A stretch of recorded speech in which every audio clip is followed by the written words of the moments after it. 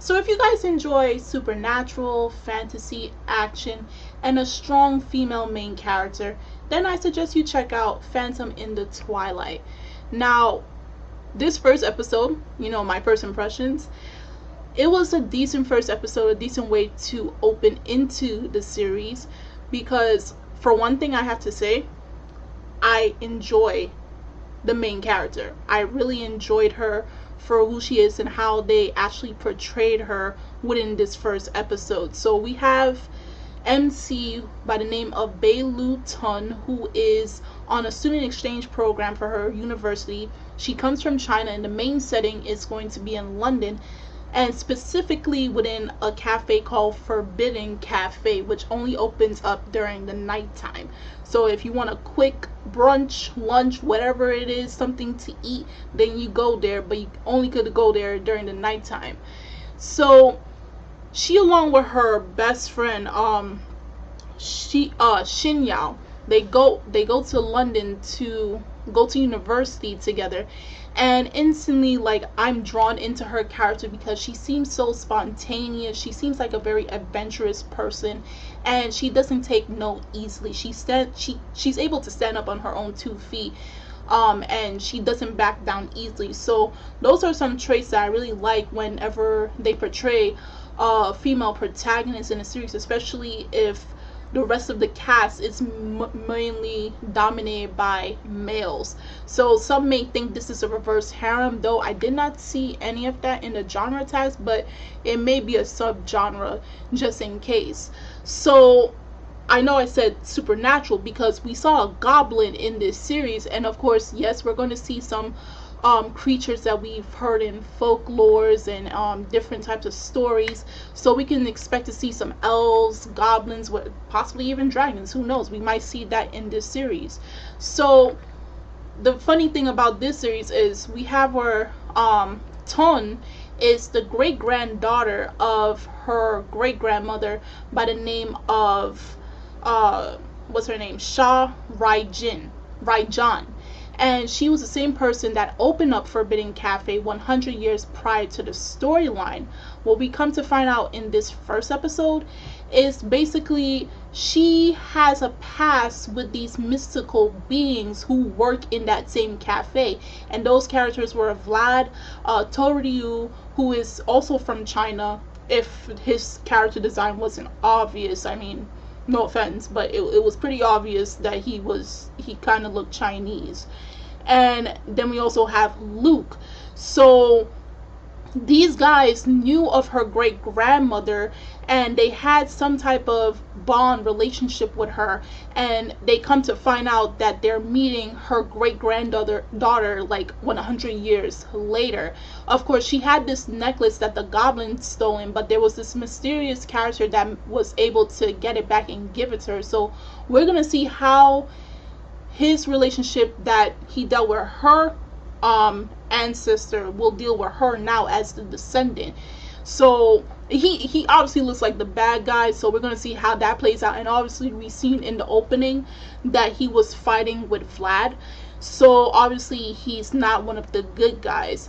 So we find out that her grandmother through the ring was able to summon chains, which would, chain up and lock down the mystical creatures, while one of the people that work in the cafe will defeat it or kill it.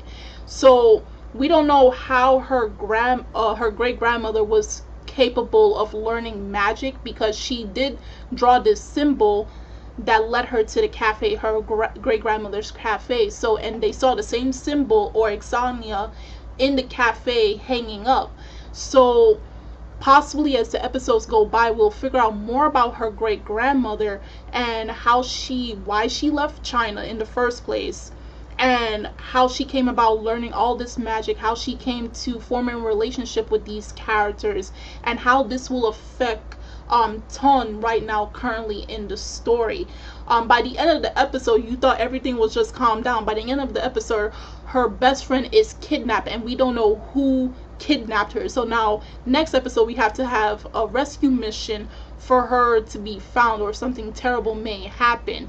But nonetheless, this first episode was pretty enjoyable. It has a strong cast.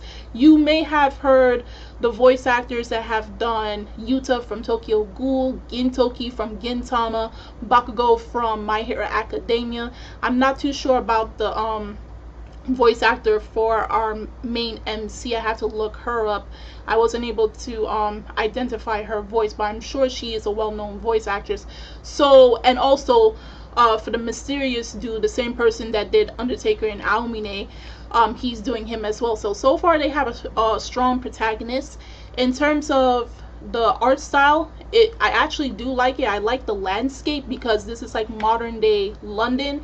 I've been seeing some tweets online under the same if you look up the hashtag for Phantom in the Twilight, some people put up pictures that they use as basis for this show. So I really like the landscape of it all. And this is the first episode, so the animation wasn't too shabby.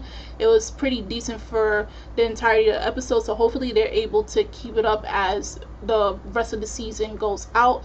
So do tell me in the comment section below on how you felt about this first episode of Phantom in the Twilight, episode 1. I do know that this is a Japanese and Chinese series that was produced by a game developing company by the name of Happy Elements, and then it was produced by Linden Films. So in terms of like how the characters look and everything, it was done by that game developer. So you could possibly expect a video game to be announced later this year and possibly or next year, and then launch at a later date. I'm guaranteeing there may be a video game that may come out, a game for like on the PS Vita or for your phones, but probably it'll be locked in region with Japan. That being said, do tell me on how you felt about this first episode. What do you think about it? How you felt about the characters, in particular with the MC. And also, if you are ready for tomorrow, I have to say this. Tomorrow, Free Dive to the Future, or Free Season 3 is coming out. And most definitely, I did do a video about a few months back, probably around 7 or 8 months ago, announcing that Free was greenlit for another season, and that season is starting tomorrow. So I more than likely will be doing a first impression. A live reaction will happen at a later date, most likely for the last episode, but do stay tuned for my first impression of Free Dive to the Future tomorrow. I cannot wait. I am so excited. My Twitter feed has been blowing up because everybody's anxious for tomorrow. So do tell me if you're planning to watch Free Dive to the Future tomorrow as well, and I'll be here with my first impressions. And I'm Kimmy Chan of Anime Legends Podcast, and I will see you guys later. Bye.